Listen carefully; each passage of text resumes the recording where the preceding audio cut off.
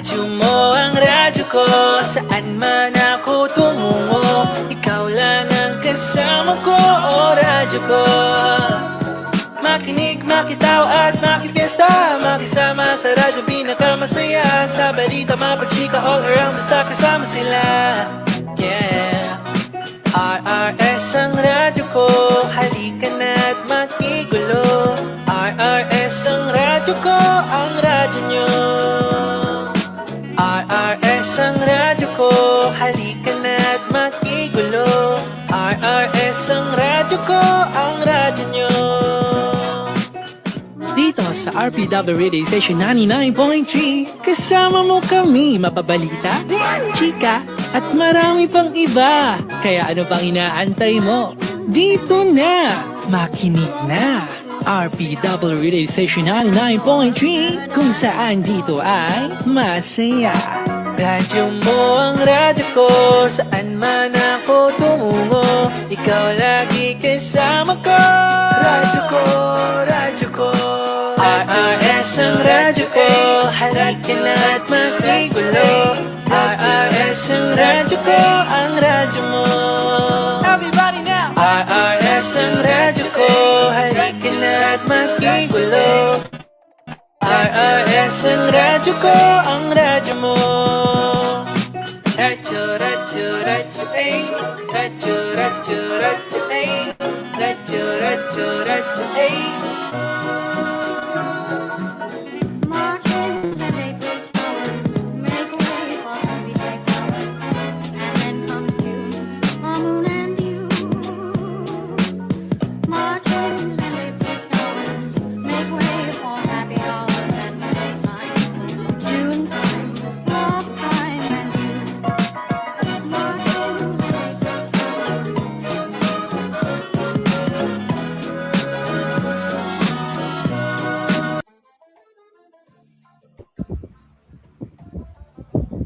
Kami po ang inyong mga kaibigan noon, ngayon at sa mahaba pang panahon.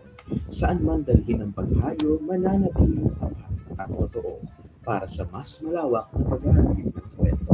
Ang oras natin, 54 na minuto makalipas ang ikasampu na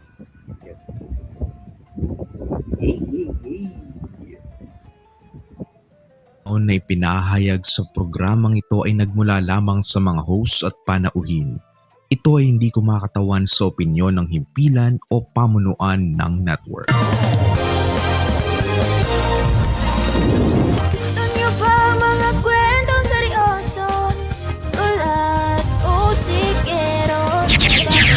Rated Carol, halina't makisama sa Rated K.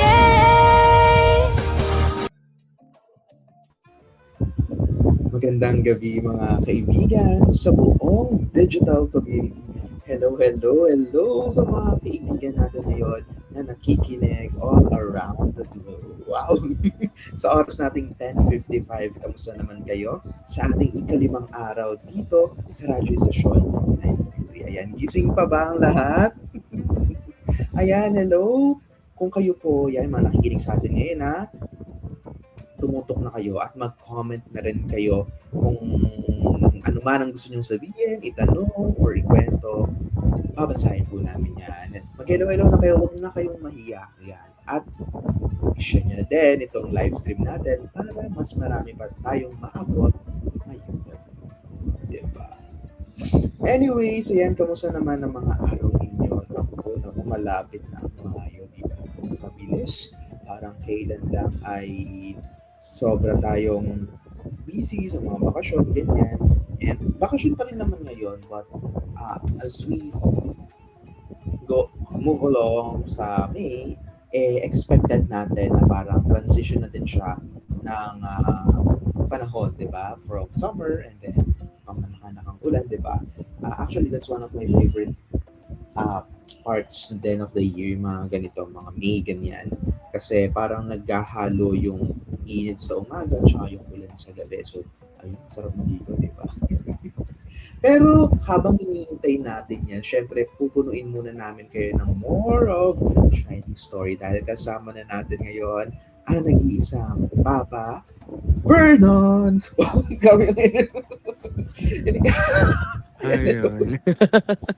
Grabe yung energy. gulat kasi ko, sabi, di ba sabi mo sa akin, parang alis mo na yung papa. So, bigla ko na sabi papa, kaya hindi ko alam kung paano. Yeah, that's fine, that's Vernon fine. siya, pero, Ayun. ayan, hello, Papa Vernon. Ayan. Kamusta ang araw na ito? Ayan. Ayun, everything went well actually. Ayun.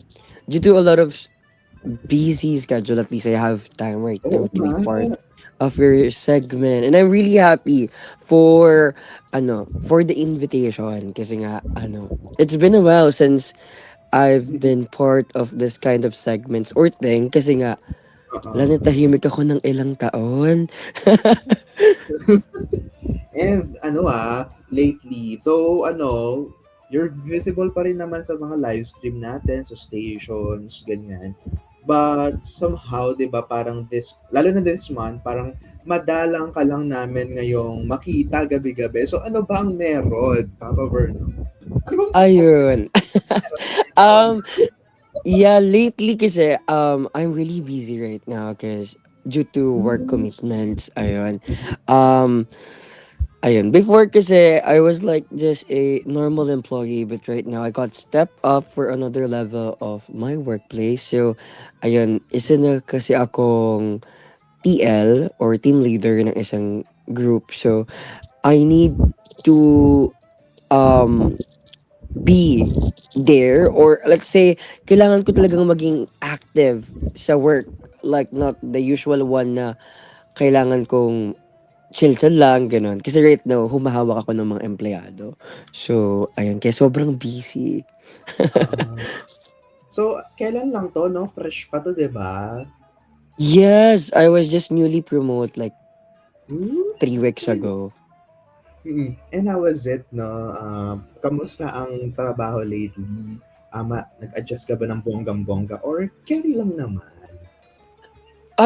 So far, everything went well naman. Yet, let's say there's like a really a big adjustment in my lifestyle kasi nga, um, before um, I was like this kind of person na halubilo ko yung mga taong yon na parang biro-biruan and having a time with them in a way na casual kasi nga um I've been on their level. But this time around kasi kailangan kong mag-act as a leader. So Oo. yung closeness na ginagawa ko before as a regular employee, um Mm. medyo may adjustment in a way na I need to be professional with them every time na humaharap ako, every time na kausap ko sila kailangan, uh, onset of the work sinasabi ko na, "Okay, hindi tayo parang mag-bestie-bestie lang, you need to talk to me Mm. in a way na I'm your leader pa din." So, ayun, medyo nakaka-miss siya sometimes makipagbiruan sa empleyado pero, right now I need to focus on what's my position is kasi nga sa ganong type of work environment kapag hindi nila alam yung boundaries na pagiging friend outside and boss inside, um, medyo pangit siyang tignan sa iba. Pero so far, everything went well and I'm happy kasi nga due to those adjustment, some of my employees is super kind naman to respect those kind of thing and at the same time na-enjoy ko naman yung pakikisama nila sa akin through progress. Oo. Pero hindi na ito bago sa'yo, 'di ba? Like, oo, kahit papaano siyempre, nagkaroon ka ng time for the transition for being a regular employee hanggang sa pagiging team leader. Pero yung leadership skills mo on how you handle things naman, meron kang strong foundation about it. So, kuwentuhan mo naman kami 'no, kung paano ka na-introduce 'no, sa pagkakaroon ng, I think, uh, more organizations, no, inside and outside school before, ganyan, sa community. Ayun. Every paano ba nag-start? It started when I was in elementary kasi nga nagiging part ka ng um, list ng mga organizations. Like for example, yung mga simple thing like yes o or class Ay, president, something like that. So it started mm, na ganon, na parang I was mold in a small classroom-based leadership thing na mm, kailangan ko maging part ng class officers. Doon nagsa-start siya. So, mm, ayun. Um, Doon siya nagsimula in a way na masaya kasi nga I was engaging with this student setup nung bata ako hanggang sa nagtuloy-tuloy.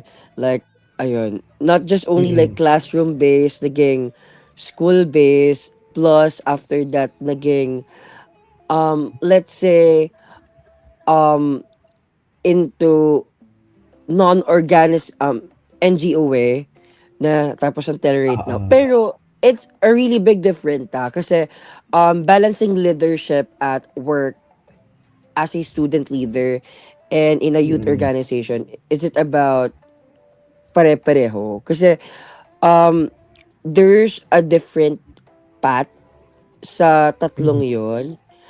Especially, ano sila iba-iba yung klase ng taong hinahawakan mo. For example, at mm, work, for me, leadership is more position-based. May authority ka because of your role and people expert think na dapat meron kang expect structure, clear direction, and decision sa process. More on nasa output driven siya eh. So, kahit may connection ka with the people inside, at the end of the day, we need to focus on work. Trabaho pa rin. And so that you can result. As a student leader naman, um, napapansin ko siya, leadership becomes more influence-based. Like parang hindi sapat na may title ka.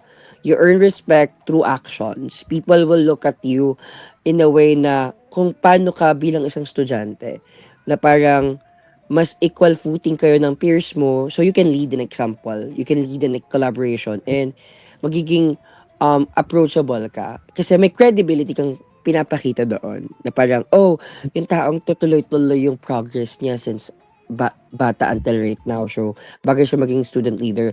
Well, sa work, oh, maganda yung background niya through work. Naging masipag siya. Maganda yung numbers na binibigay niya. So, bagay sa kanya tong posisyon na to.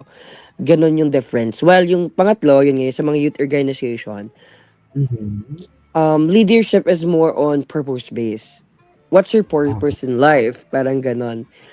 Parang people stay not because they have to, but because they believe in the mission at saka yung role mo to inspire, to align your values with them, and build community. Kumbaga, government type of way, um, iisipin sa'yo ng tao, if walang sense of purpose yung pinapakita mo, madaling mawala yung bango or tingin sa'yo ng tao.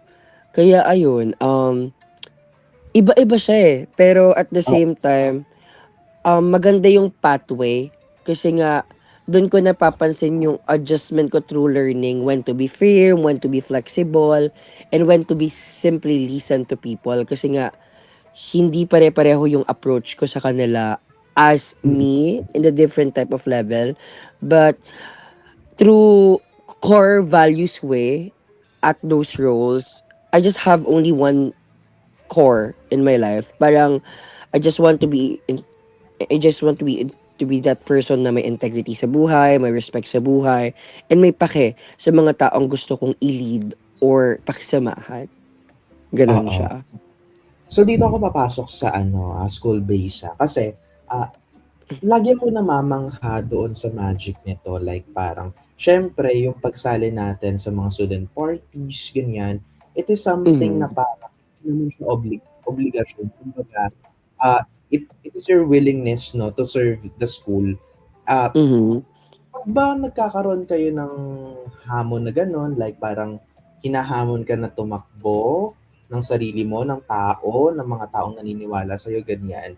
And then meron kang dilemma na it might sacrifice some parts of your study. Siyempre hindi ka laging nasa classroom, gano'n.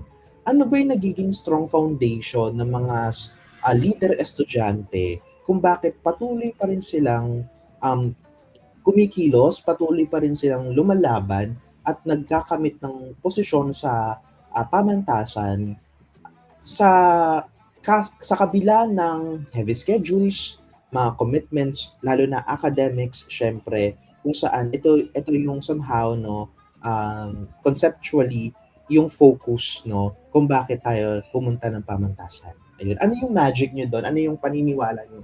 Bakit hindi nyo pa rin mabitawan, ganyan, yung commitments sa public office at the Mhm. same time, yung academic career nyo? I mean, straight. Ayun,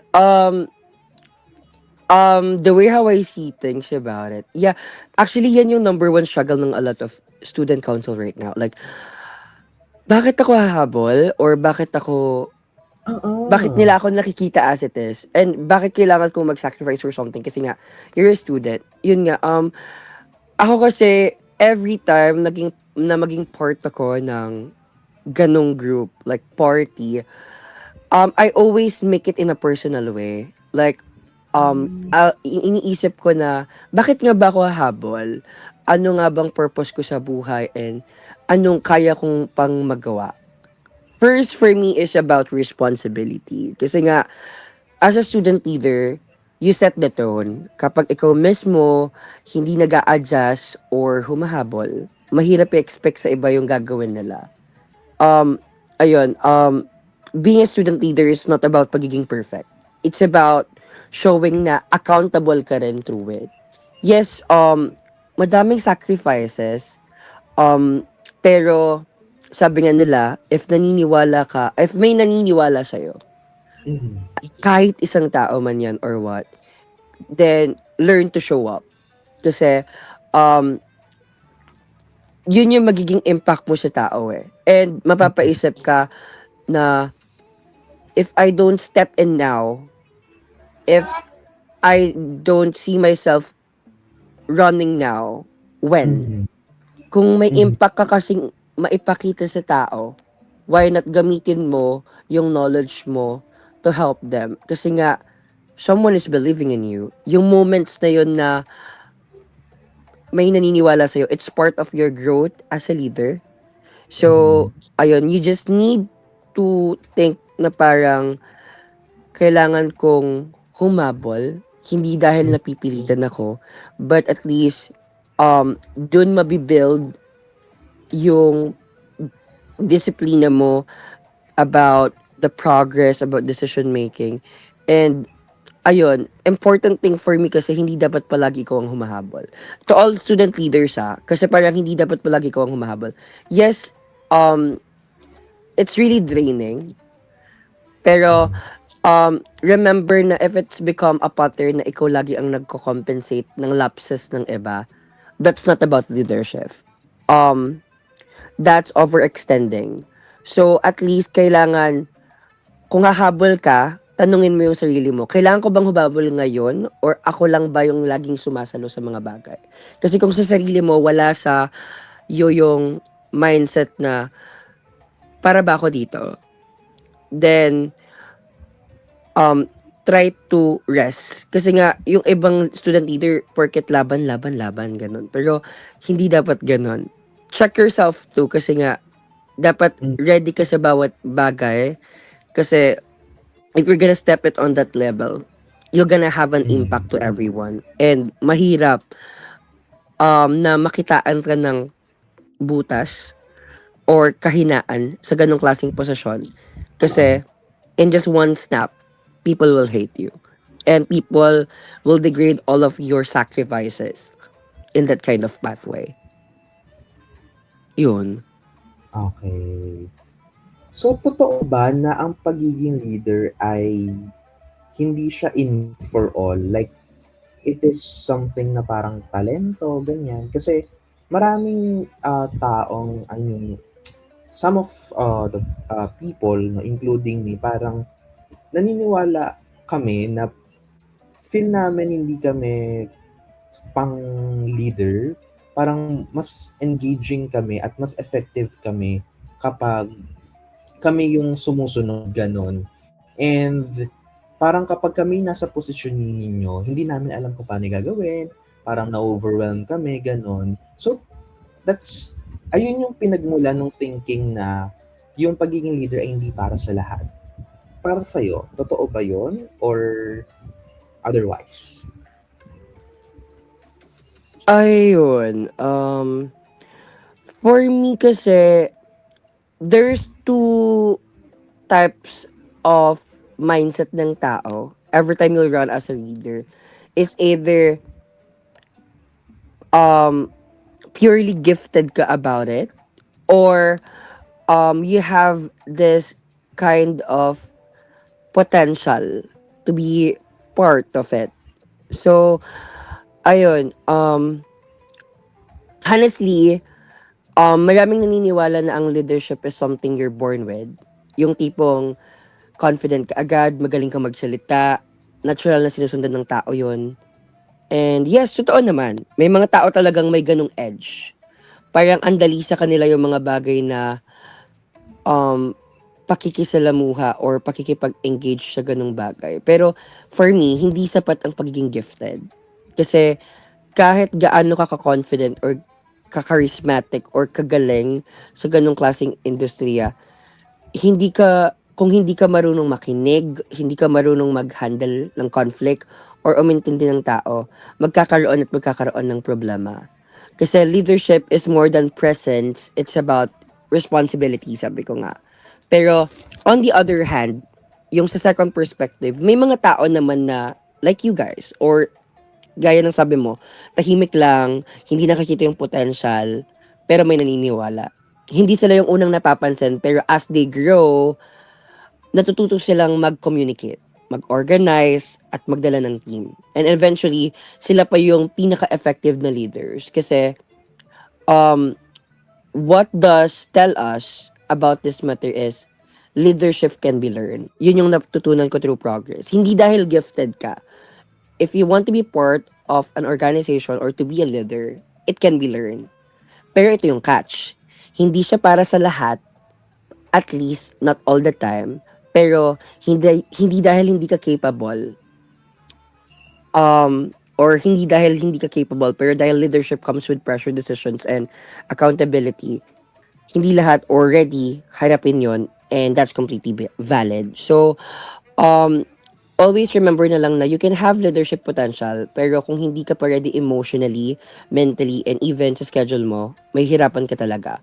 Pero, um, if you can see yourself na I can handle this with full accountability and responsibility to show up to others. So push for it. Maybe it's both, pero always remember na being a leader is responsibility you grow into. So, hindi lahat kailangan maging leader, pero kahit sino pwedeng matutong mamuno kung handa kang matuto, makinig, at managot sa kasama mo. Ganun. I love that. I love that. Like, parang sinasabi mo na hindi mo naman kailangang maging leader para mamuno. Ganon. Mm-mm. Ay, oh my God. I love it. I-highlights ka. O, ito na. Siyempre, pagpasok mo dito sa RP, naging leader ka din ba agad pagpasok mo dito? O san-san ka muna dinala ng ng mga sides nito? Paano ang simula ni ni Vernon? Actually, ang funny nito um, Mm, naligaw ako sa RPW in a way na hindi ko expected na RPW siya. paano? Kasi, um, I have this Facebook profile before under my name, my real name. But I'm using Okay. an anime picture. Mm-mm, mm-mm. Kasi bata, ganun. So I was Ah, really curious. I was just like 14, 13, something like that. Or more sa than anong year? bata pa. Mga sa... Alam ko I started RP parang 2016, mga ganon. Oh, okay. Matagal. Mm-mm. Tapos, into anime kasi ako. So, sumali Mm-mm. ako dito sa group na Fairy Tail University tingi. Na Ah, akala ko into people siya na mga fan. fan. Oo. Parang ganon na may share ng link para mapanood mo yung latest episode and everything. Pero iba pala yung setup. Na parang, Mm. para kaming mga students na we need to choose our guilds, kinesu, tapos may mga parang kailangan kang aralin through progress. Tapos kalaban mo yung per section. Ganun yung tawag nila.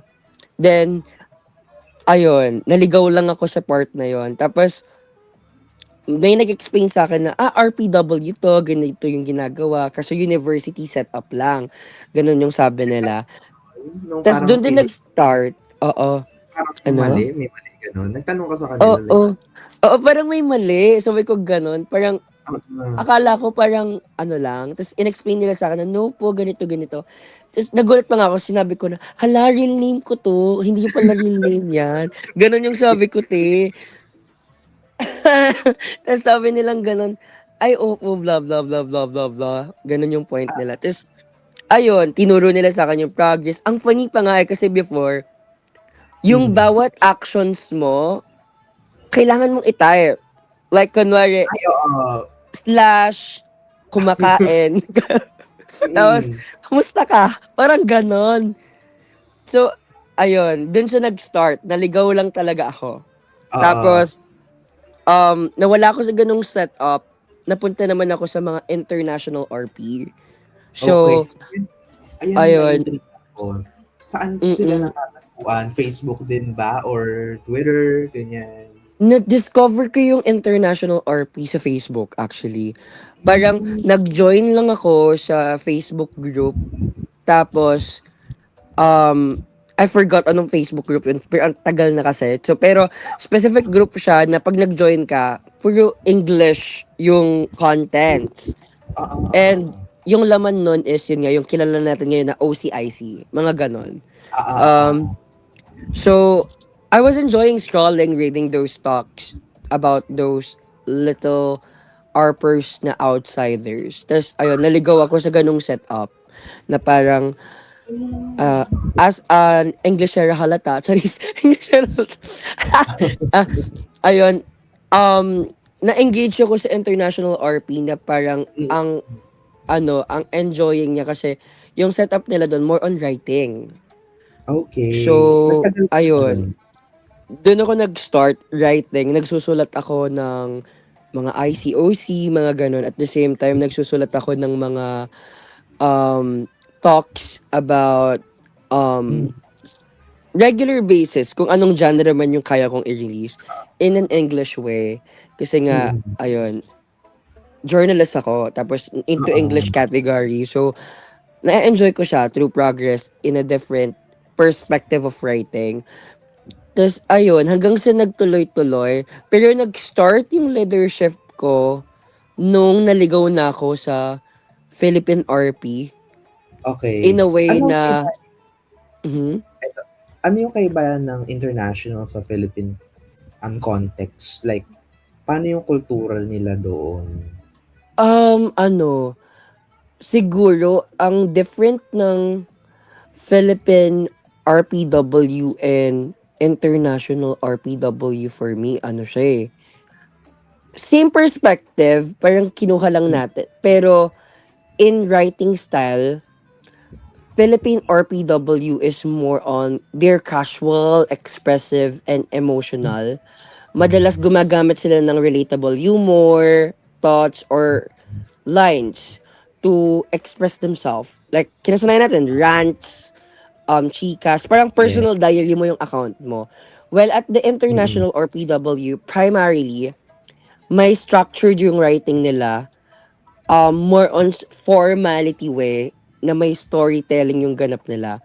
Tapos, doon, sobrang wider ng variety nila into fantasy, sci-fi base. At the same oo. time, yung diversity nila focus by team. Kunwari, this international RP focus sila sa K-pop. They're just there. Yes. K-pop and intriga lang, kinesu lang. While sa Philippine, Hmm, doon para outside siya kasi pag when you say international RP, they're into strict policy talaga ng oo. kinasanayan nilang RPW. No face claim, no voices, more than just typing. You're you Mm, role playing that person or persona na pinoportray mo. Well, at the Philippine RPW kasi, right now naging open na tayo eh. So, oo. meron ng MH, music hoods, meron ng mga acting hoods or meron ng mga entertainment na more on into um reality based kung saan you're not showing that persona of your character or your port, but this time around you're showing who you are and Yes. just portraying this face of an Oo. artist. Parang ganon. Mm-mm. So, more on Philippine RPW for me is very community driven. Parang Yeah. barkadahan vibes. May GC, Mm-mm. interactions, events, and everything. While international RPW can be more individualistic kasi they're all focused and often on character development and storytelling rather than social bonding. Ganon siya. Oh, okay. So, I mean, I would love to explore that, pero parang sa kwento mo nga, oh my God, parang nahirapan ako mag-adjust. But anyways, eto na nga. Then, bumalik ka sa Pilipinas. Ay, wow. Okay, Bumalik sa aray pa. Pilipinas. So, paano na nag-start na maging tagapamuno si Vernon nung saang side yon? Ayun. Sa Philippine RP na ako na naging leader. Sa mga MA, ay hindi. Sa mga, ano yun, BH. Ah, Mga, okay. Nag-BH ka din. mga ganun, oo. So, Mm, parang, meron siyang mga main. Kunwari, main 1, main 2, main 3, mga ganon. So, parang naging handle ako ng isang main, something like that. mhm. Tapos, ayun, I was just reporting being a leader, blah, blah, blah. Kumbaga Yeah. ako yung president ko, no, or head nung main na yon, something like that. So, dun siya nagsimula. Not until nagtuloy-tuloy siya nung na-discover ko yung entertainment side ng RP, Okay. Okay. which is, ayun nga, naging part ako ng ganito, ng mga DJs na parang Oo. ako yung nagiging trainer, ako yung nagiging leader na mamuno ng isang stasyon or ng isang entertainment or isang hood into entertainment way. Hanggang sa, ayun, nagtuloy-tuloy na. Parang ganon. Pero dun siya nag-start sa mga parang BH thing. Oo.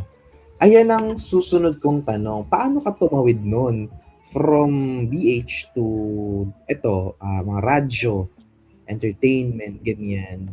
Saan ka unang Ayun. kung ganon? Nung era kasi ng 2020, parang early pandemic, um, Mm. pag BH ka kasi, may mga parang groups na more on super active. And doon nagsimula yung Facebook Live pa lang. Facebook Live na gantong setup, parang StreamYard, it's just Ah, only your profile, pero voice live. ah. Parang ganon. So, um, syempre, in a tactics way, kinakausap, parang host kinesu, or kinakausap ko yung mga tao inside that group. Mm. And, ayun, um, ang funny kasi, ano siya, community-based siya ng mga part ng LGBT community. Yun yung Mm. group na yun. So, um, ang purpose ko every time na mag-live ako doon is parang to educate people. Kasi I want to use my platform in a way na ma-advocate ko pa at least yung mga sex Oo. educations, mga ganon, or yung mga social issues na pwedeng pag-usapan or anything na pwedeng kausap kapag bored ako. So, kahit anong pag-usapan, go lang dun sa live stream na yon. Not until naligaw doon si DJ Maharot ng Maharot FM. Okay. He discovered me dun sa live stream and he was like, do you want to be part of my, parang tinanong niya ako sa comment section, nakikinig siya sa akin, do you want to be part of my station? Parang gumanon siya. Noon na hesitant ako kasi nga inisip ko parang commitment yan, blah blah blah, kailangan may live stream ka. I'm still a student that time. So sabi ko, Pero you have pag-iisipan idea, ko. no? You have idea how stations works? Kasi nga, parang Wala. nagsimula ka sa ay wala. Wala akong alam. As in, nung sinabi niyang radio station kineso, ang under the impression pa akong, hala, totoong radio station ba to? Parang ganon. Ay, ganun yung isip mo. Okay. Ganon yung nasa isip ko. Tapos, hanggang sa, inintroduce niya sa akin yung MFM na Mhm. may tambayan sila na JC. Tapos, ang active ng group na yon. Tapos, doon din yung mga ibang DJs coming from different RPW na parang, may ganong setup pala sa ganong ano, Ah, sa ganong way ng RPW. Tapos ayun, noong una guest lang ako. Parang gina-guest niya lang ako sa mga mini podcast niya or mini talks, mm, ganon. mm. Kasi nga maboka ako. Tapos ayun, not until nag-propose sa akin si Mike, which is yung founder nga ng Maharot FM before na, "Ayaw mo maging part ng radio station ko?" Parang gano'n. Tapos ayun, naging part Ah, ako at ayun, nagtuloy-tuloy na ang Fanitlang naging let's say, naging founder ako nun. Parang naging face claim ako ng Maharot FM nung era na yon. Tapos, um, while, while nandun si Mike, kahit na founder acting siya, ako yung co-founder na acting as a founder that time. So, ako yung gumagawa ng follow flow. Kasi nga, may background naman ako through this kind of DJ stuff or yung pagpo-podcast stuff. Ako na yung humandle ng station. Tapos, ayun, nagtuloy-tuloy na siya. Tapos, naging close ko na yung mga ibang radio mm. stations. Tapos, ayun, nagtuloy-tuloy na until now. Pero napahinga din Oo, naman ako kahit papaano. Pero ganun siya nagsimula. By a pero handpick lang, na random, ganun. oo. Kaya pala ano, you are too parang madalas ko marinig sa'yo na parang you love handpicks. I mean, prefer mo ang handpicks over auditions, 'di ba? Tama Mm. ba? Oo. Yeah. I'm into handpicks kasi um, dun kasi ako nakilala by a handpick process. Though, I'm open for trainings, I'm open for, Oo. kasi nga 'di ba mayroong mga trainings sa mga DJ stuff. Oo. Pero, um, right now, mas gusto ko yung handpick way kasi nga, um, doon kasi sa gantong setup ng RPW, I mean, hindi naman natin ikakaila, this kind of setup right now at RPW is may pagka-toxic na. Mhm. So, mas magandang gumawa ng organization na comfy ka, na kasama yung mga tao inside, na masaya ka, na kasama yung mga tao inside, gano'n. Kaya parang Ah, mas fino-focus ko yung mental health ng mga tao na nakakasama okay. ko kaysa dun sa uncomfiness na nangyayari inside, gano'n. Oo. So, eto, curious ako, anong programang binigay sa'yo? Ito ba ay pinili mo or inassign sa'yo ni Michael? Ano, pinili ko kasi ako nga yung nag-handle that time. Oo. So, pinili ko nung una, yung regular live stream lang nila, parang co-host lang ako. Natanda sabi ko, kailangan ko gumawa ng twist na Mm. yung mga manonood is malaman nilang may setup ako na makakausap nila ako in a way na ako lang. Parang gano'n. Ah. Pabibo kasi ako that time. So, may nabuo akong segment every morning that time. I called it Uy, Pack Up Vlog. oo. Ayun, Uso morning bang umaga segment nito? siya. Mm. Eh, nung time na yun, 'di ba, pandemic, so madaming gising ng umaga. And yun yung peak era na ano, parang gusto ko lang siyang in a way na marinig lang nila ako na best friend nila nasa phone, nakikinig, Mhm. gano'n. May ginagawa man sila, nakikinig lang sila. So, naging successful naman yung Pack Up Vlog na yun kasi nung time na yun, parang ang basis ko is more on morning vibe kasi ang meaning ng Pakaplog is pandesal, kape, itlog. So, Ay, parang sweet. ako yung breakfast nila. Ako yung breakfast nila in a way na kagising nila. Ako yung um, Kasama nila. pagkain nila through mentally or through, let's say, yung kasama nila through vibe ng morning nila. Mm. So, ayun, engagement is more on about self-discovering. Kasi na-inspired ako sa mga, alam mo yung ano, normal na radio pag umaga, na ipi-play mo lang, Oo. makikinig ka, ganon. Tapos ayun, may mga segments ako that time na parang ikukwento ko lang yung isang situation, tapos para akong nagtuturo, pero in a way Ah, na binibigyan ko ng connected sa buhay nila. Ganon yung basis. more on lifestyle talk and at the same time, educational talk siya. Na may one-on-one interaction with viewers na nagko-comment din para more on engaging. Kaya ayun, nagtuloy na mag-run yung segment ko na yon at least 5 months, I think. Tapos Oh, after nun, ano, yun yung time kasi na palaylo na din ako, pa-sign out na din ako dun sa station na yon. So, ayun. oo. Pero dun siya nag-start, yung segment ko. Every morning talaga siya. Mm. So, sumasama ka ba din dun sa kanila 'pag gabi, gano'n?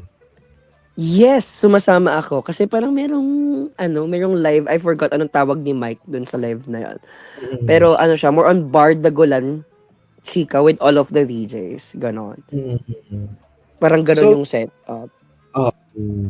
So, yun talaga yung expertise mo nun 'no, even kahit sa nila ni parang more in information, entertainment, and even life teachings, ganyan.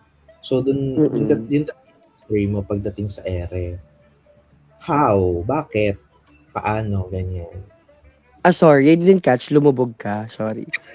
Ay, ayan, ayun, sabi ko, yun nga, ang mga expertise mo nga pagdating sa ere ay information, entertainment, life talks, ganyan, love life, to. So, paano ka in a way, di ba, nag-focus doon and paano mo nahanap, no, yung, dito ko mas tawag dito ako nakilala, gano'n. So, paano mo siya mina-manage nung mga panahon ngayon and even now 'no, na ikaw yung isa sa mga kilala sa mga ganitong klase ng mga contents, ganyan. And how it is ang daming tanong, 'di ba?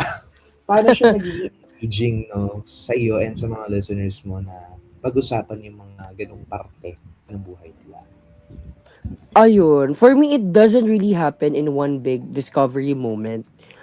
Um, most, I mean, not just me, but most of these DJs or um, public figure, na ba ang tawag sa atin, um, na ano ko siya, nakita ko siya in a way through trial and error, through reflection, and a lot of small adjustment over time. Ganon. Kasi, thinking of it in two parts na parang discovering yourself and managing yourself. Parang ganon siya sa akin. Discovering myself in a way na usually it start me noticing patterns, what kind of content or what kind of purpose do I do naturally enjoying making it, or iisipin ko what topics do I keep going back to even when no one is watching, parang ganon, or um there's a process to think about it kasi a lot of us try trends first, but the ones who last are the one who eventually align their contents with their real interest, real values, and personality. So, kasi lahat tayo ano eh, 'di ba? Parang makikilala nila tayo na kaya nyo mag-live. Everyone can do live. Everyone can do talks. Everyone can do the setup. But for you, putting yourself in that kind of segment or in that kind of content are you making, people will look at you na they have someone that they can talk to, na they have already a um rhythm to have this kind of talk with you kasi nga you personalize it. Now, yun nga, may pangalawa, which is managing yourself, is where things get more intentional, like being an influencer with them, which is it not just about posting, is it not just about doing live, but it is about consistency, boundaries, and growth. Because when you say you manage yourself, you're setting a clear message, you're creating a system, you're handling a feedback, and you're staying grounded about it. Kaya, ayun, you need to know yourself before becoming in this kind of pathway. Kasi you actually discover yourself while you're doing it. And your voice becomes clearer if you're more in the way of perspective that you show up. And at the same time, you feel personalized with people. Kasi kung papansinin mo, kapag more on personalized ka, may magsistay na manonood mo 1 to 3 views, 4 views, 5 views, anything, or makikilala ka.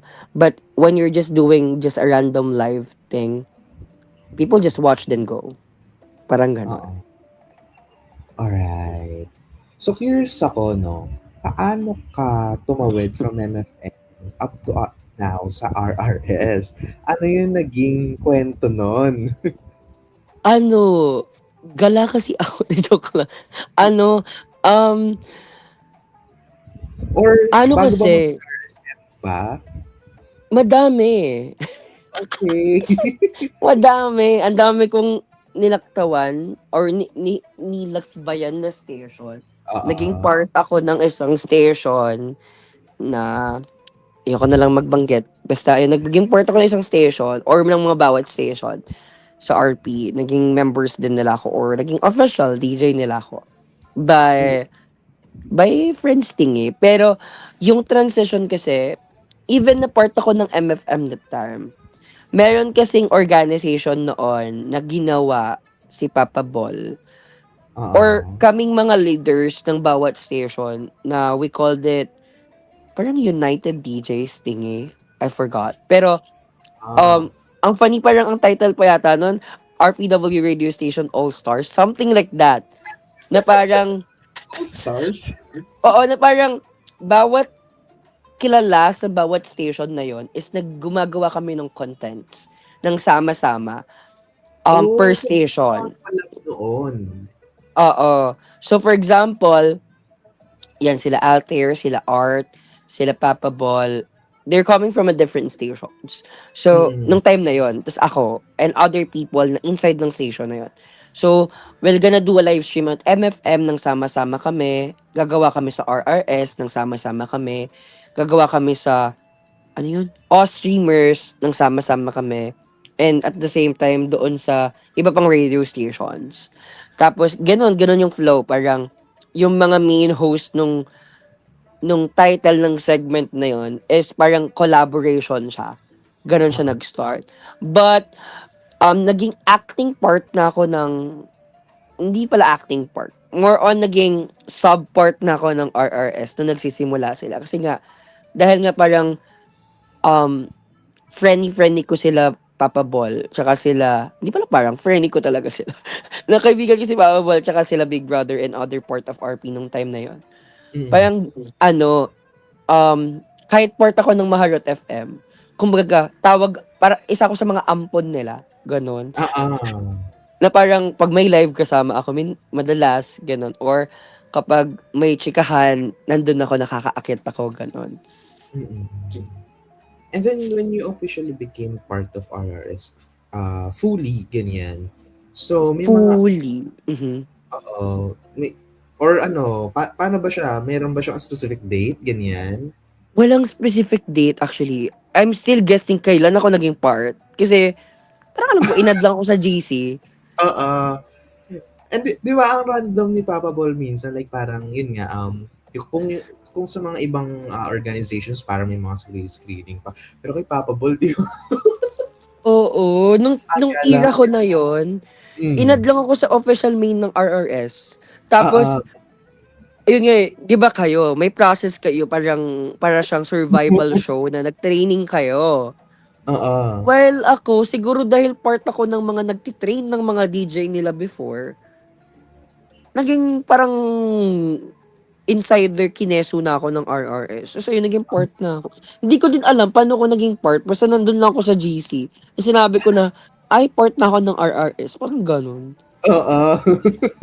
So ano ba, naabutan mo, I mean, 'di ba nga around 2021 'yon. So parang full-time ka pa rin ba no'n na nakikita mo kami na nakikipagbuno nung Mythical? Nandun ka pa ba no'n? Ayun, nung nagsa-start na yung era nyo ng mga Hmm. mythical song, hindi na ako active. Isa na ako sa mga DJ na inactive that time. Hmm. Kaya, ang ginawa ni Papa Ball is naghanap siya ng mga DJs niya.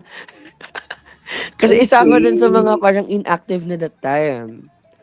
Kaya parang, ayun, naghanap na sila ng mga DJs nila na papalit or hindi naman totally papalit, but at least Magbaba magbubuhay ng oo. station, oo.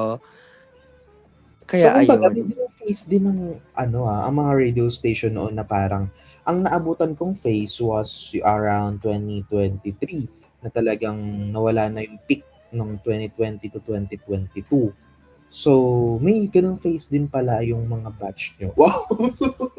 Yung ano, yung Oo. pioneers, meron din pala kayong peak na ganyan na parang kinailangan niyo na din ng, fresh starts 'no and support from, the new mga bagong usbong, gano'n. Ngayon ko lang nalaman yun. Oo, need na kasi nga parang I mean, despite of gaano ka kakilala nung era na yon, tao Mm. ka din. So, you need to change your lifestyle, you need to change what you're doing, parang ganun. And through grow, aminado naman ako na wala ako sapat ko na feel ko DJ pa din ako or for entertainment. Na wala ako sa ano, sapat na yon. So parang Mm. ayun, nag-focus talaga ako into my personal lifestyle, kumbaga Ah, outside of RPW. Kaya ayun, kaya parang umabot sa point na kailangan talagang maghanap ng DJs. And that time din kasi nung peak era na yon, madaming nagtatanong or interest, pwede pa pong sumali, paano po sumali, mga ganon. Kaya parang syempre, hindi mo naman hahayaan na yung mga inspiring people na sumali sa gantong setup is hindi mo isa isasali kasi nga more on ano eh, entertainment purpose. So, why not? Maghanap ka. Parang ganun siguro yung mindset that time. oo. So ito, isa ka din sa mga parang 2022 ata 'to, nung parang we are trying to still 'no, survive yung pag-drop down ng entertainment industry sa amin. So, ano yung parang nararamdaman mo nun? Kasi parang kami, ayan, kami nga nun, no, parang kami nila yung mga natira that time. Medyo hopeful pa naman kami na, ay, kaya to, sige, mag-recruit ng bago, ganyan.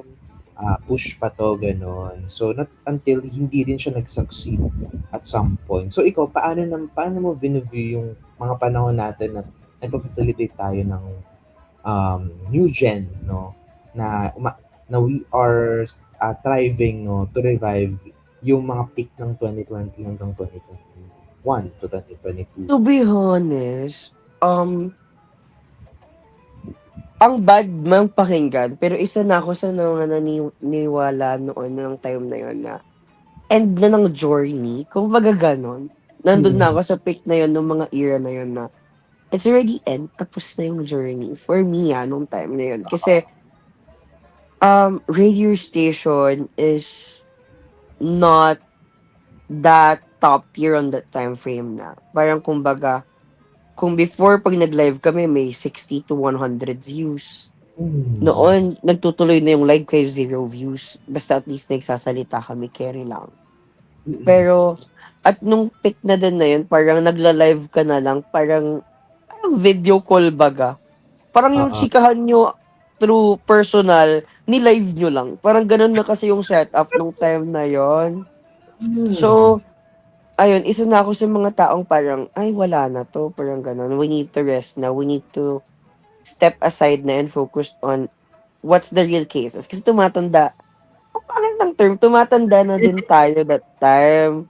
Kumbaga Mm. parang, nung time na yon parang pa-college na ako, ganun. Tapos, Yes. um, need ko nang mag-focus sa heart, yung stepping stone na college student ka na hindi Mm. na siya puputsugin, nagagawa ka lang ng assignment sa gilid kasi high school student ka, parang ganun. Really. Oo. Or gagawa ka lang ng mga bagay-bagay na mabilis mong gawin. Kasi kapag college student ka, dapat you need to be more organized, you need to be more Mm. on top na advanced reading talaga before you enter Oo. the class, ganun. Kasi nung high school ka, pag binigay dun ka lang magre-review after kasi Oo ganun yung naman. exam. While sa college, may bibigay silang advanced readings kasi pag wala kang alam sa tinuro-turo nila, mako-question ka. So, Oh. ayun. Kaya, ayun, umabot sa point na parang, ayun, nawalan na din ako ng gano'n na, "Ay, we need to lie low na." Isa na ako sa mga umagri na parang, I think tama na, parang Ah, tapos na, gano'n. I believe dun din yung era na nag-post yung RRS ng signing off tingi na video. yes, prior to our mess era, yun, nag-sign off, tapos parang nire-revive ulit natin ganun. Then, nandun yung attempt noong 2024, hindi rin natuloy. So, eto, from parang pa-travel-travel through different hoods to different GCs, kilala most of the hoods dito. So, bakit, paano, no? Or sabihin na lang natin, bakit biglang nanahimik ang portal or ang account ni Vernon? Ano yung mga ginagawa mo ng mga panahong tahimik, no, yung account na yun? Nung nag-signing off na kasi ako as a DJ, I leave a message. Alam ko gumawa ako ng long kineso na goodbye dun sa account. Then I deactivate it. Though, nung mga time na yon, nag-focus talaga ako sa school. Naging estudyante talaga ako kung estudyante. Tapos, gumawa pa din ako ng RP, katangahan ko yon. Gumawa ako ng RP na parang diary ko lang dapat. Kumbaga parang nandun lang yung runs ko sa school, runs ko sa stress and everything. Eh doon ko na-discover yung mga acting-acting na mayroon palang acting hood. Ayun, sumali na naman si Bading. Though inactive ako, nag-heads up ako na inactive, pero sumali ako sa mga ganong setup na into voice act naman. Parang Oo. ganon yung setup. Kaya Mm. ayun, nung nawala na ako sa DJ world, ayun, nag-voice act ako ng tuloy-tuloy. Tapos, yung organization, ay yung group na nakasama ko pa that time, in-encourage nila akong kumanta, mga ganun. Pero Oo. hindi naman super, super active nung account. More on, pag mandatory posting lang, nagpo-post ako dun sa account ko na yun. Ganun lang yung ganap ko nun. Okay. So, eto na, di ba? Acting, ganyan. So, prior to that, no, parang, ang alam ko, you are talaga into acting na, no? Hindi pa man VA yung medium mo. Talagang may mga, tawag dito, may mga backgrounds ka na sa pag-arte, pag-roleplay, ganyan. So, Mm-mm. paano yun? Paano yun nangyari? Nung bata kasi ako, Mm. madrama akong tao. Uy, pero ang bilis mo Totoo, mag-ganda. Hindi naman naaano sa'yo. Ang bilis mo madrama akong, madrama akong professional tao. arts. Okay. Sobrang drama kong tao. So, my mom saw me na lagi akong nanonood ng TV. Tapos, pagtitingin ako sa salamin kung ano-anong sinasabi ko. So, Ganun ako hindi nagsimula. podcaster pala, no? Pwede So, rin artista.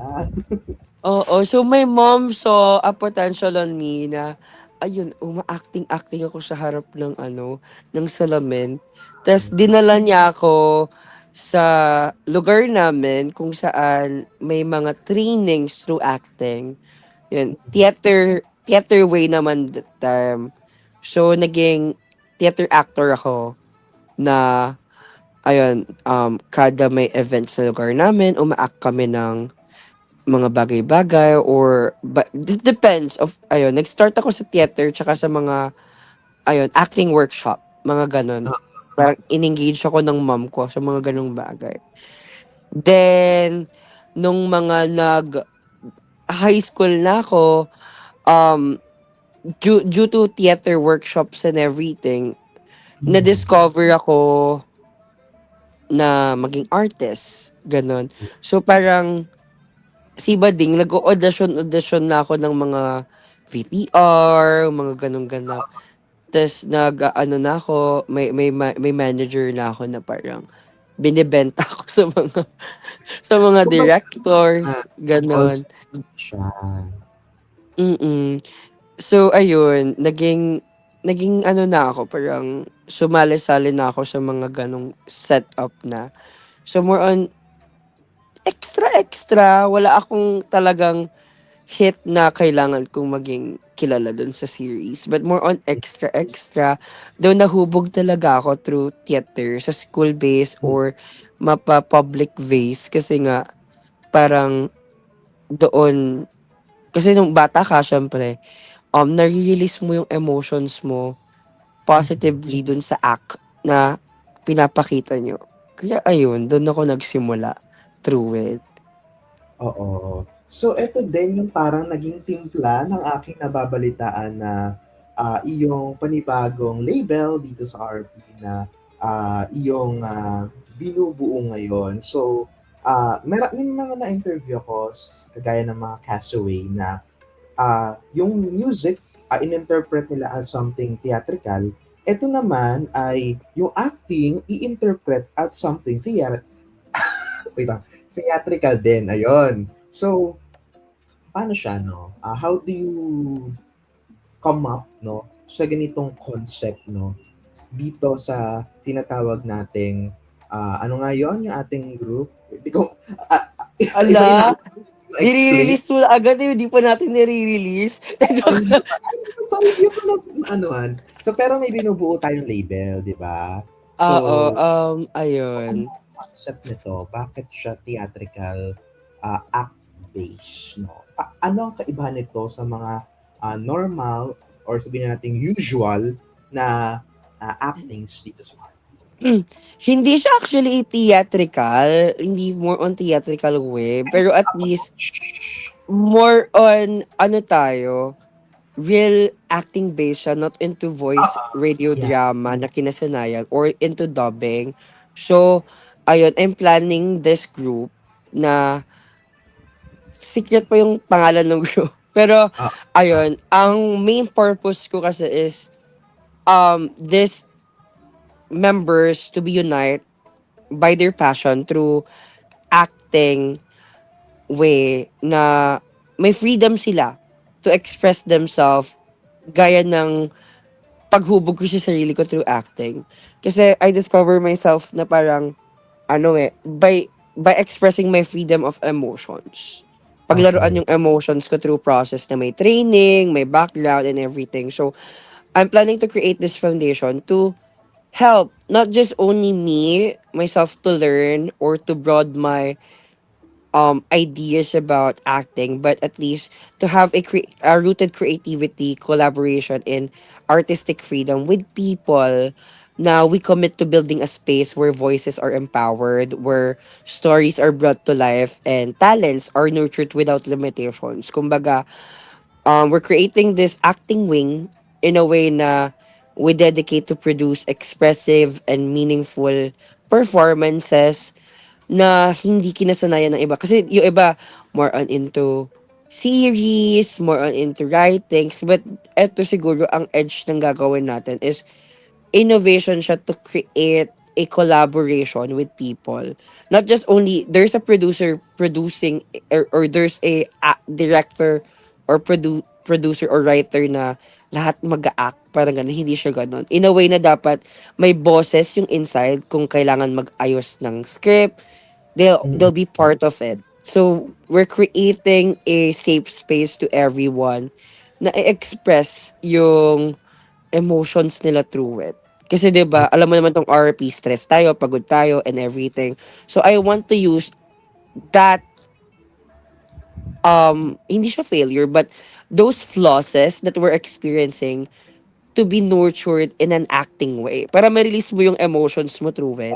Not just only ranting. Para kahit pa paano, napagod ka man, nalungkot ka man, nakapag-produce ka ng magandang way na makaka-feel yung tao about it. Hindi siya in a negative way. Kasi di ba when you rant Mm. about something, when you express yourself through social media, you're bringing tension or you're being, ano, tawag dito, nati-trigger mo yung isang tao dahil sa ina-express mo and magiging siyang negative way and not everyone can learn or can feel what you feel.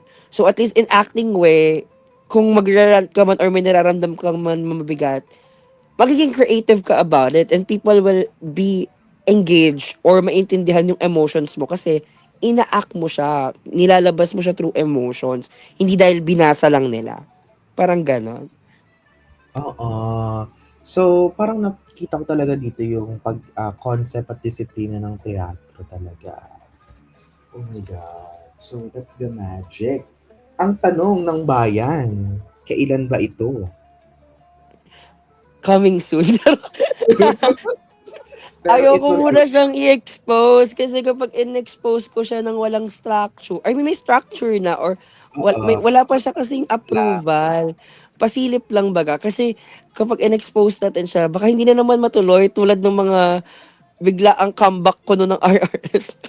Ako ang Bigla, balang magsanot. walang Yung nangyari, parang ganun. So at least right now, in progress pa siya, pero on Oo. it na, malapit na. Siguro let's say next month, Oo. maybe. Pero yun lang naman ang i-disclose namin sa inyo guys kasi ay lang, ano lang, pasilip lang.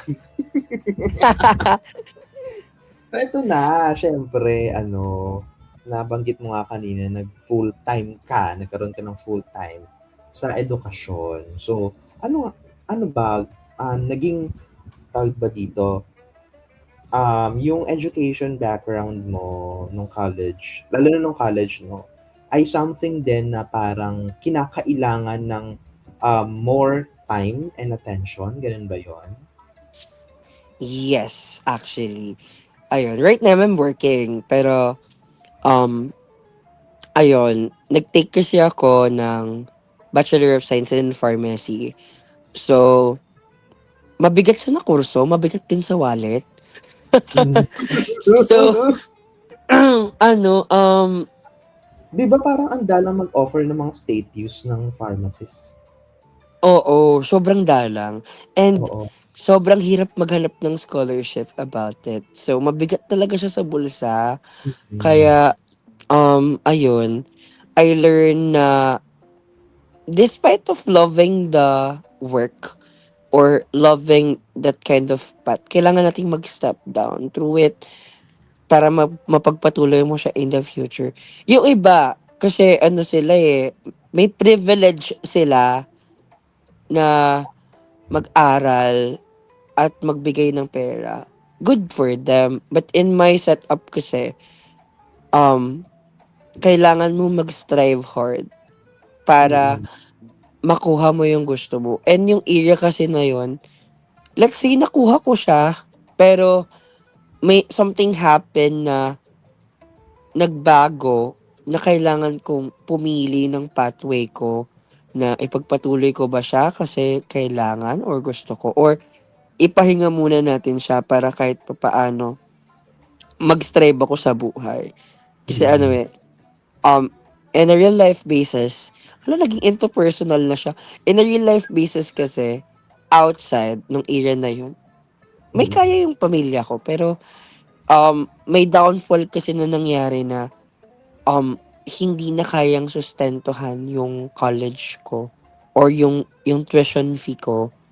So, parang, I need to think, paano ko mapapabuhay yung sarili ko nang hindi pa magiging dagdag sa iisipin ng gastos na meron kami ng panahon na yun.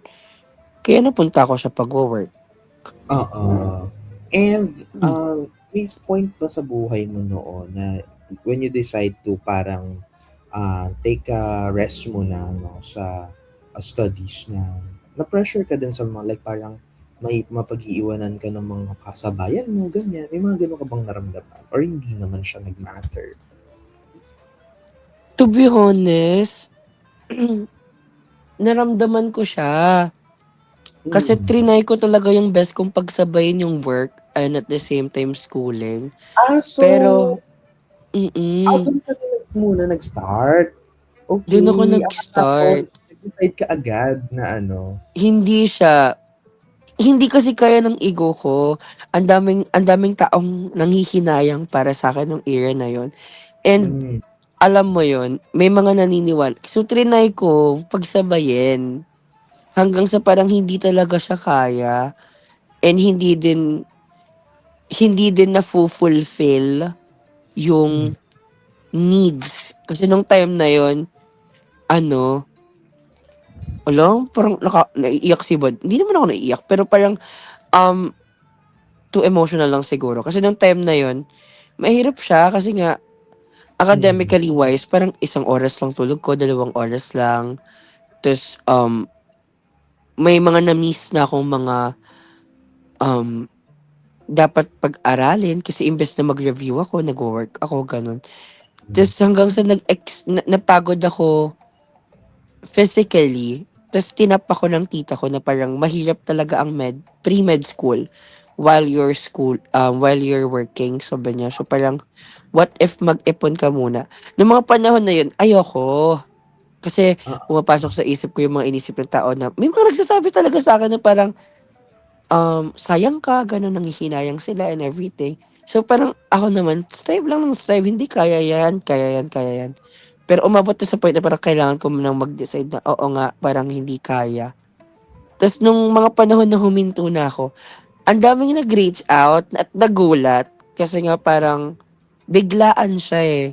Kasi part ako ng school organization, part ako ng class orgs and everything sa school. Tas biglang ay hindi na ako nag-enroll ng Mm. next year, school year. Tas ayun, ang daming nag-message sa'kin, hinanap ako, gano'n.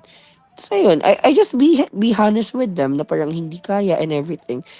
Pero Oo. deep inside, it's hard. Nung mga panahong nagwo-work ako nun, nung mga starting pa, parang nalulungkot ako kasi iba yung setup talaga ng work environment and your schooling. And iba yung presence ng taong nakakasama mo kasi sa industry na pinasok ko, iba-ibang ages, hindi mo kaedaran. Tapos, ayun, nakakalungkot pa kasi kapag every time you scroll on Facebook, on IG, you'll see them na, ay, part ako niyan before, parang ganon. Oo. Masakit, mahirap, pero at least right now, natutunan ko naman siyang tanggapin and ayun nga. Oo. Siguro pang gaslight lang sa sarili ko na buhay ay karera, pero right now, ano eh, to be honest, kasi yung batchmates ko, graduating sila this year. May sakit pa din sa loob ko na parang, ouch, gano'n, wala ako doon. And to be transparent, parang I was planning to act kasi nga hindi ko kayang makitang nagsisi-graduate sila ta's ako Oo. napag-iwanan.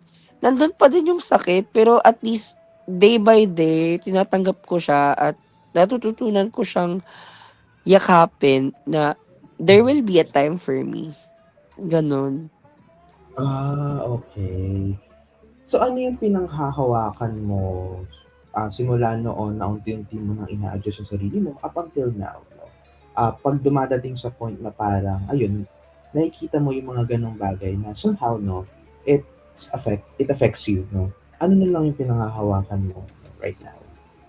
Ano, I focus kasi right now on myself na not kasi natuto talaga akong mag-focus kung ano ako or paano ako. Kasi sa ganitong kind of setup, it's Mhm. about striving kung paano ka mabuhay. And, to be transparent, yun nga, dahil hindi na ako privileged na na may nakukuha ako. So, parang right now, if you ang iniisip ko, if hindi ka gagawa ng paraan, paano ka bubuhay? Paano ka makakakain, gano'n. Paano ka makakalaban sa lifestyle. So, more on, ini-inspire ko na lang yung sarili ko in a way na I need to do this para kahit papaano, kung gusto kong gawin yung mga na-step aside ko, I have a foundation na pangkukuhanan.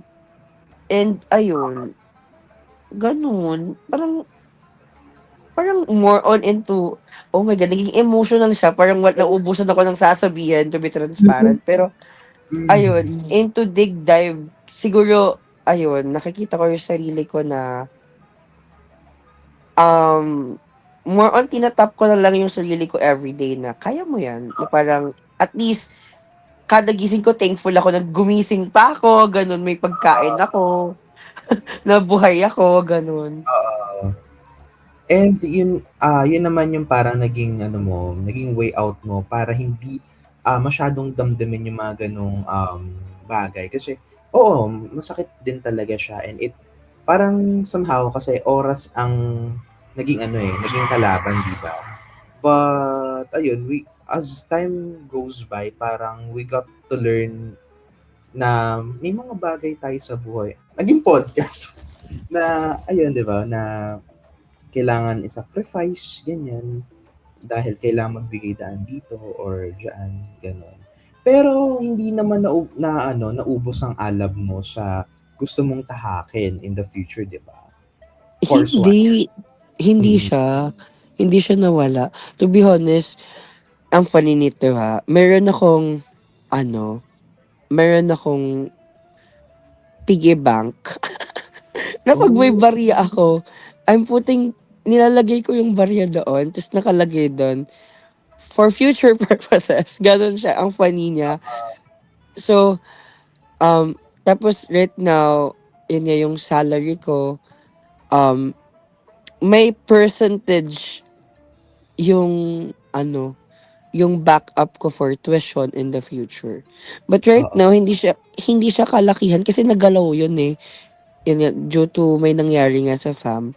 Though, I'm actually trying to start again na parang at least mag-ipon ng percentage. Pero in the future na makaipon ako ng gantong kalaking amount, I can say na cover yung everyday kong pangkain, cover yung pamasahe ko, cover Mm. yung tuition ko, hindi ako mahihirapan. Gano'n. Oo. Okay.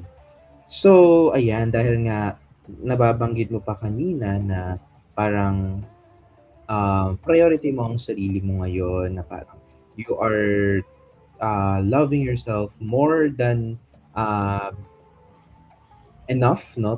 More than enough, tulad, di ka tulad, I mean, mas mata, ano ba to-explain? You're loving yourself, no? More than 100%, no? Ng pagmamahal mo sa sarili mo, ng mga nakaraang panahon.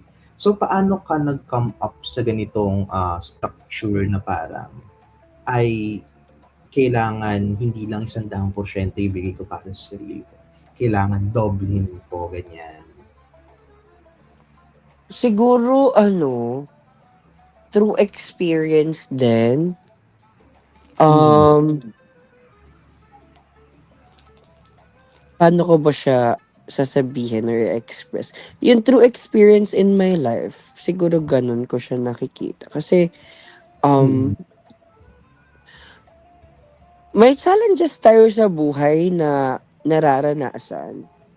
Pero, um, if you're gonna think about it, you need to decide how to engage your lifestyle kasi kung ano eh, hindi mo mamahalin yung sarili mo. So, um, I come up in a way na loving yourself isn't about thinking you're perfect or you're better than others. It's more about how you treat yourself when things goes wrong. Mm. Through my experience kasi, imagine you make a mistake or Mm. failed something, it mess up everything or it disappoints someone. If you're gonna think about it, your first reaction must gonna be harsh and self-criticism like I'm useless, I always mess up. Na it drains your energy and confidence. But ayun, nung natutunan kong mahalin yung sarili ko, it came to my mind na you need to respond the way you would someone you can care about. Na imbes na i-feel mo na wala kang kwenta, you're gonna say to yourself na, it sucks but I can learn from it. You recover faster and keep growing. So, I realize I need to love myself because I'm the one person I'm always with. Mm. Natutunan ko siya na parang, yes, we have friends, we have people around us, but through your pathway, para mabuhay, you always get yourself back. Yung Oo. sarili mo lang makakasama mo. If I keep putting myself down, life feels heavier than it already is. Kasi mahirap Mm. mabuhay. But when I treat myself with patience and respect, I can handle those stress better, make clearer decision, and not demand so much on others to feel okay. So parang kung iisipin mo, if you don't value yourself kasi you're more like to accept less than you deserve from friends, relationship, or even your own goals. But when self-acts or self-love acts enter, magkaka-baseline ka and masasabi mo sa sarili mo na parang, I deserve basic respect, including from myself. Ganon. And masasabi mo sa sarili mo na parang, um, you earn your own respect. Kasi kapag alam mong alagaan yung sarili mo, it will reflect the way how you gonna talk with people and the way how natignan ka. Mm. Kumbaga, kung mapapansin mo naman yun na people are nice to you, people are happy to see you, kasi nakikita nila na ganun yung pinapakita mo. Ganon. So, eto curious naman ako. May puwang ba, no, sa era of self-love mo, yung mga taong gusto ka din mahalin romantically? Tawag dito, intimately. What do you mean Kamusta? may puwang? May puwang ba sila ngayon sa'yo? Yung mga tao? Oo. Yung alam mo na yun, Um, intimately intimate love. Ganyan. May puwang ba siya ngayon sa'yo? Or hindi muna? um, in a relationship way, Mm. ayoko kasi magsalita ng hindi tapos. Oo. So, but I can say right now, I'm open. I'm open to have a talk. I'm open to enter a relationship naman anytime. Kasi nga, I'm capable na mambuhay na ng tao. Yun lagi Mm. yung sinasabi ko sa kanila, sa mga past experience ko, na parang, I can fulfill full blast na mahalin ka anything, blah, blah, blah. But, um, I'm on my pathway kasi na, yes, self-love is strongly connected to how you experience relationship, whether you notice it or not. So, Mm. um, ayun, nasa point ako right now na iisip ko na the way you treat yourself often becomes the standard. Mm. Ganun ka titignan ng tao or ganun ka ititreat ng tao. Yes, I'm willing to accept love naman. Oo. Pero, I'm on my pathway right now na I need this kind of fully healed basis na kailangan kong buuin muna yung sarili ko before entering through it. Anytime, pwede akong pumasok sa relationship. Anytime, pwede akong maging masaya sa relationship. Pero kailangan ko pang i-fulfill yung self-love na nawala sa akin. Kasi if you doesn't know how to love yourself, hindi ka magiging stable. Kasi sa foundation ng relationship, it's just about you and that person. So kung Mm. ikaw, hindi ka mentally okay, hindi ka emotionally okay, mabigat sa relationship yon and nakaka-drain yon. So, I'm Mm. practicing myself in a way na I'm okay 100% before I enter with it. Kasi nga ayokong ipa-feel sa taong yon na nasaktan ako. And alam mo yon, kapag magpapasok na ako sa relationship, masasabi ko sa kanya na more on me lang. Hindi ko na kailangang ikwentong na trauma ako sa ganito, nasaktan ako ni ganito, ganito yung nangyari sa akin, blah, blah, blah, blah, blah, blah. It's the way I love myself affects how I love others. So, ayun, nasa point ako ng buhay ko right now na if I don't respect and value myself, I might look for someone else to fill that gap. No. But when I do value myself, I can build a relationship that adds to my life instead of trying to fix someone or to fix myself. So, ayun, nasa pathway ako na I want to feel myself fully healed so Mm. that that person na magko-connect sa buhay ko is ma-feel niya na kami lang. Hindi Oo. siya bigat ng naranasan ng nakaraan. Yes. Ganon. So, ano ba ang pwede mong masabi sa ating mga kaibigan na nakikinig ngayon na nakakaranas na parang they are now being too skeptic na in love right after na sobrang bigat na trauma na pinagdaan nilang breakup, Ayan, na parang ngayon hirap na ulit silang maniwala sa magic of love. Um, your emotions are valid naman, guys. um, you guys are all valid naman. So, feel what you want to feel right now. I get why you'd feel that way after you went through it makes sense to be careful.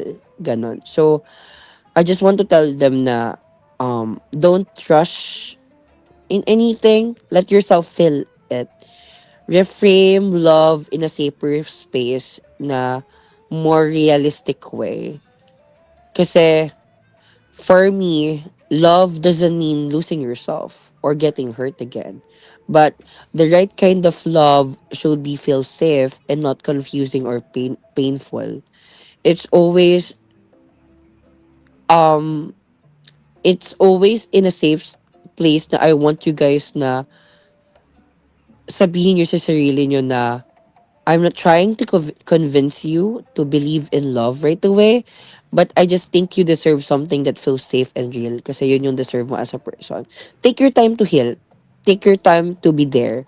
Kasi for sure in the future, hindi naman natin handle kung makikilala mo siya. Makikilala mo siya.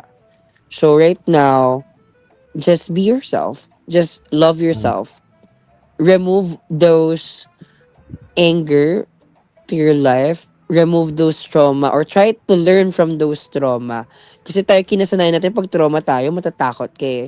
Face it, feel it, then try to heal from it so that you'll learn a beautiful way na maging okay ka.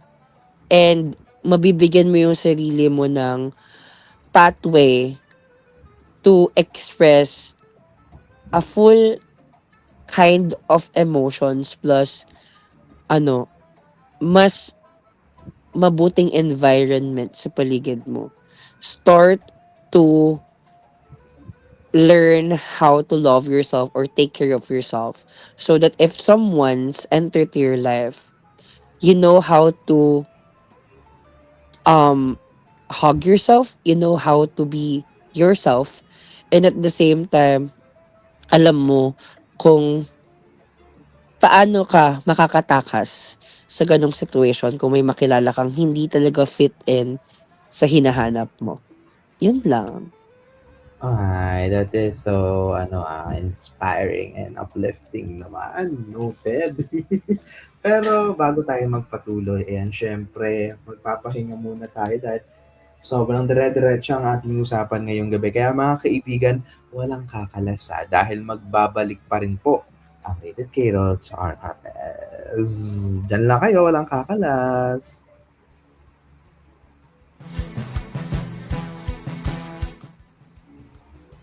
Magandang gabi mga kaibigan. Sa gitna ng patuloy na tensyon sa rehiyon, nananatiling isa sa pinakamainit na usapin ang South China Sea. Ito ay isang malawak na karagatang hindi lang pinag-aagawan ang teritoryo, kundi pinaglalabanan din para sa likas na yaman, seguridad at impluensya sa Asya. Pero sa kabila ng ingay ng balita, mahalagang balikan paano nga ba nagsimula ang sigalot at nasaan na nga ba tayo ngayon. Matagal nang inaangkin ng bansang China ang halos buong South China Sea sa pamamagitan ng tinatawag na Nine Dash Line. Isa itong claim na umaabot hanggang sa mga karagatang malapit sa Pilipinas. Sa kabilang banda, iginigiit ng Pilipinas ang karapatan nito sa bahagi ng karagatan na sakop ng Exclusive Economic Zone or EEZ na tinatawag nating West Philippine Sea. Noong 2012, naging sentro ng tensyon ang Scarborough Shoal matapos ang standoff sa pagitan ng mga barko ng Pilipinas at China. Nauwi ito sa aktwal na pagkontrol ng China sa lugar na naging simbolo ng lumalalim na tensyon sa pagitan ng dalawang bansa. Pagsapit ng 2016, naglabas ng desisyon ang isang international tribunal na pumabor sa Pilipinas. Pinawalang bisa nito ang malawak na claim ng China at kinikilala ang karapatan ng bansang Pilipinas sa loob ng EEZ nito. Ngunit tumanggi ang China na kilalanin ng ruling, kaya nananatiling hindi nare-resolba ang issue sa aktwal na sitwasyon sa dagat. Simula noon, sunod-sunod na mga insidente sa West Philippine Sea, kabilang ang pagharang sa mga mangingisdang Pilipino, paggamit ng water cannon laban sa mga supply boat, at patuloy na presensya ng mga barko ng China sa mga pinagtatalunang lugar. Sa pinakahuling balita, iniulat na muling naglagay ng mga harang sa Scarborough Shoal upang limitahan ang pagpasok ng mga Pilipinong mangingisda. May mga ulat din ng pagdami ng Chinese vessels na pumapalibot sa mga sasakyang pandagat ng Pilipinas na lalo pang nagpataas ng girian sa rehiyon. Bukod dito, may mga aligasyon ng paggamit ng mga mapipinsalang kemikal sa karagatan na isang isyong hindi lang usapin sa teritoryo kundi pati na rin sa kalikasan at kabuhayan ng mga umaasa sa yamang dagat. Kaya't ang sigalot sa West Philippine Sea ay hindi lamang simpleng alitan sa mapa. Ito ay usapin ng soberanya, karapatan sa likas na yaman at seguridad ng bansa. Ngunit sa kabila ng malinaw at legal na paninindigan ng Pilipinas, nananatili ang hamon kung paano ito maipapatupad sa harap ng mas malakas na presensya ng ibang bansa sa nasabing rehiyon. Ang tanong ngayon, paano babalanse ng Pilipinas ang diplomasya, depensa at pambansang interes sa isang isyong patuloy na humuhubog sa ating kinabukasan bilang isang bansa? At yan po ang usapang lansangan. Ako po si Kayrol. Tandaan kaibigan, kaakibat ng K-alaman ang paninindigan sa K-totohanan para sa mabungang K-nabukasan.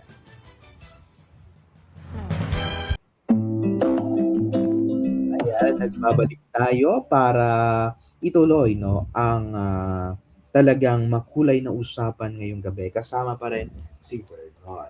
So ngayon, Vernon, ay tayo naman ay dadako dito sa sizzling round kung saan tatanungin kita ng mga bagay-bagay and you have to choose one.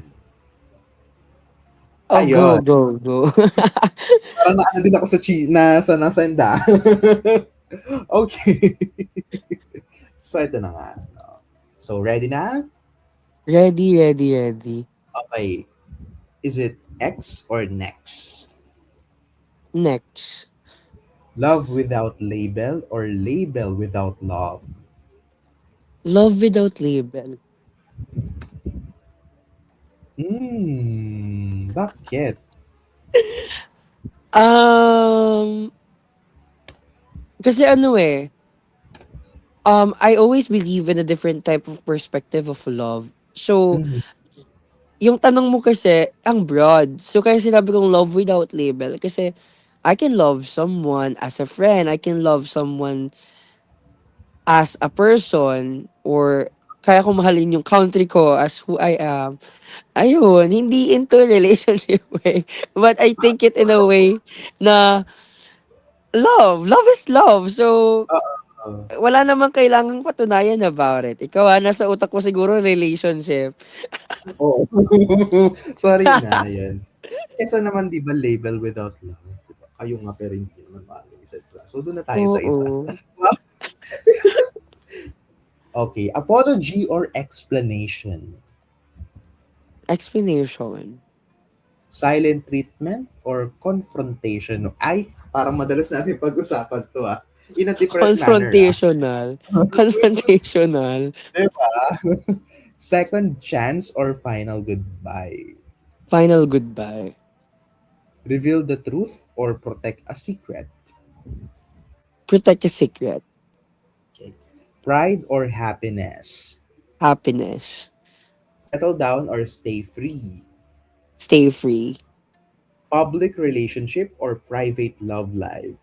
Ito ang Or, ano.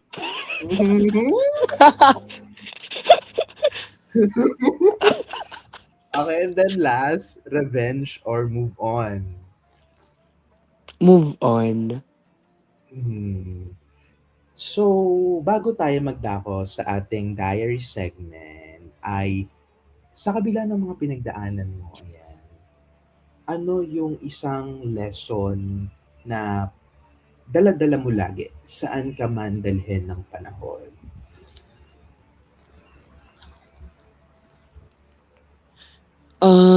Ang lalim, ah.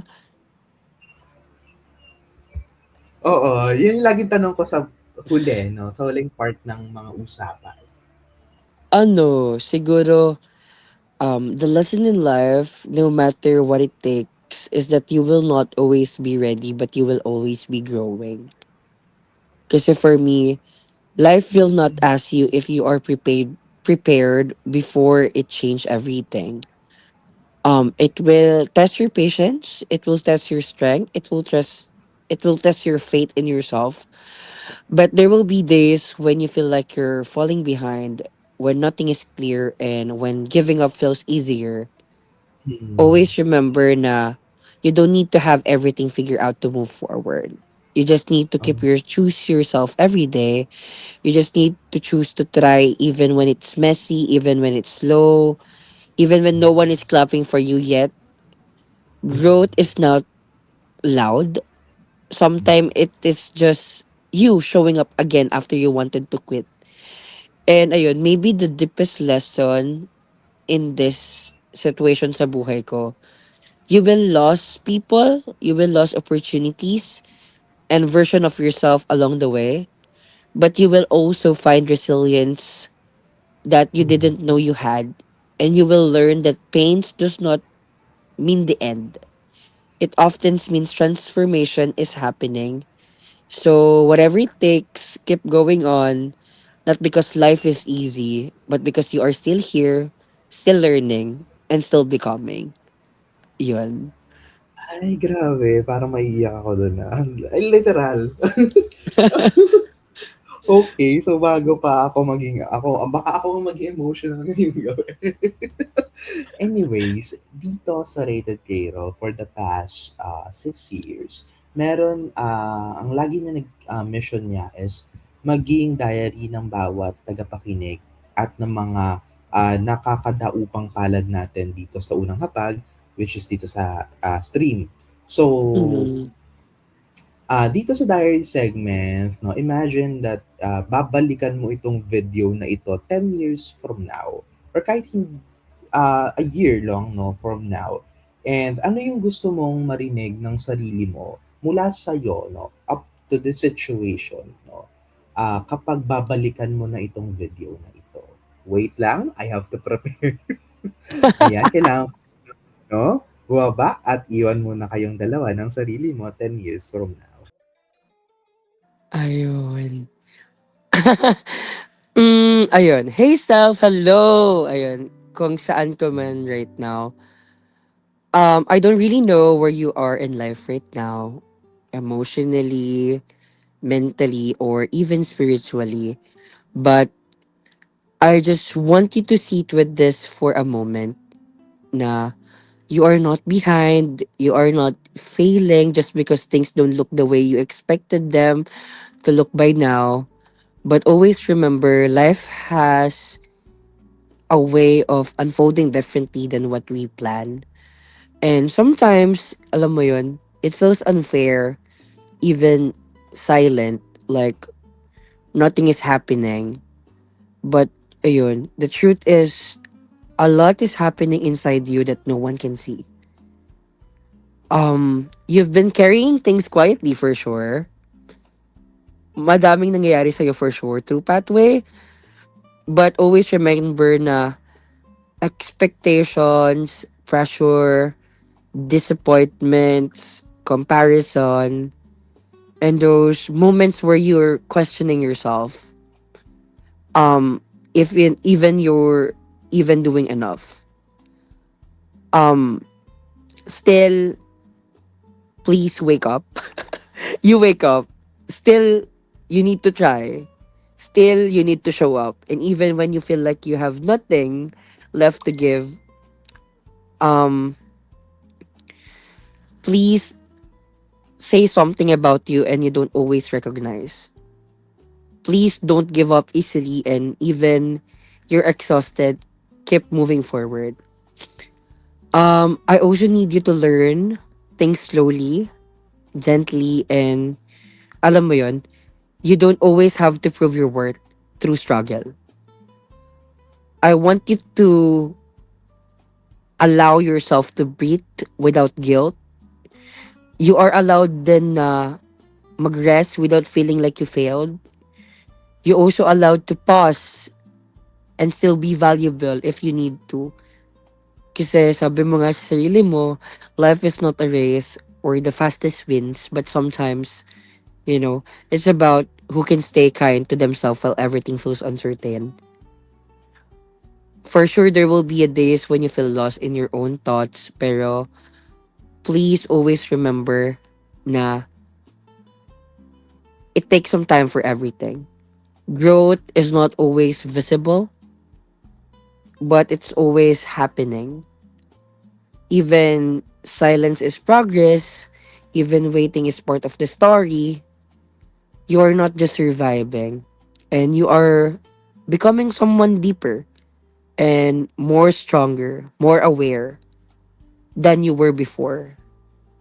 And I know through process for sure there's a lot of times na you hurt, you're confused, and always remember na don't let those mistakes discomfort you for failure.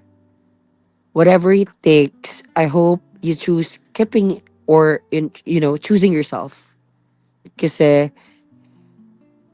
even in small ways, even when no one notices, I know one day you will look back and realize that the version of you who you are right now almost give up, but actually happy, actually you're the one who has closest to everything changing. And I hope when that day comes, you finally understand na you were never lost. You were just becoming yourself. And at the same time, be gentle to yourself. Kasi you're doing better than you think. And no matter what happens, I'm proud of you for staying and living. Yun lang. I hope you're happy. Ayun, grabe. Sobrang inspiring. Alam mo ngayong episode naman sa ating ikalimang gabi ng pag-edit sa RK sa RRS. Ang natutunan ko naman through the inspiring story of Vernon is kung gaano kahalaga na i-uplift yung sarili mo sa mga nangyayari sa paligid. Kasi kung sino man yung pinaka makakakilala ng kung ano yung pwedeng mangyari at ano yung pwedeng gawin ay ikaw lang din. Yung environment mo, bibigyan ka lang ng idea niyan kung paano magsisimula pero ikaw pa rin ang gagawa at magdedesisyon kung paano mo i, ito, aalagaan yung sarili mo, pagagalingin yung sarili mo, and aakayin yung sarili mo tungo doon sa magandang perspective at liwanag ng buhay. Wow! Grabe. And by that note, thank you so much, Vernon. Anyways, Bagyan, anything to promote, no? To plug? Go. Ayun. To all of the listeners there, please, please, please, please, please, um, keep streaming our PW radio station 99.3. Oo. Kasi, coming soon, there will gonna be a acting wing that will be released soon coming on RRS. And, ayun, madami kaming plano sa inyo. Um, not just only for entertainment purposes, but at least na maramdaman nyo na may kasama kayo sa buhay. Because right now, our station is not just about doing live. We're into digging deep in a way na yes, you're watching, yes, you're being part of the streamers, pero our main target is maging parte kami ng buhay nyo na kahit papaano nakatulong kami sa nararamdaman nyo. So stay tuned, guys. Personal projects, and Personal projects, ayun, to all people who's interested, ayun, I'm open for collaborations, for interviews and everything kapag available ako. But yeah, if you guys want na makasama ko through voice acts and everything, feel free to chat RRS 99.3. Baka Oo, ayaw mo dun sa ano. feel free to DM the station kasi nga kami ang mga artist ng station. So for more inquiries on us, you need to talk to our manager. Joke. Ayan. Ayun. You can reach out the RRS or yung account ko na Stefan Velo Flores. Ayun. Open naman ako for collaboration or for more talks about, things. So, yeah. Yun lang po. Ayun. So, thank you so much for, God, ayan, naitawid ko na naman. Si Ate Art na lang. Sana hindi rin ako, ma-handle ko din yung kaba ko. Ewan ko,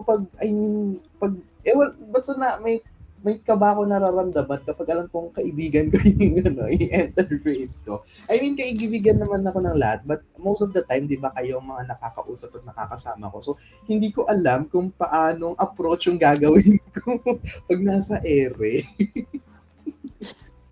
Understandable, ate.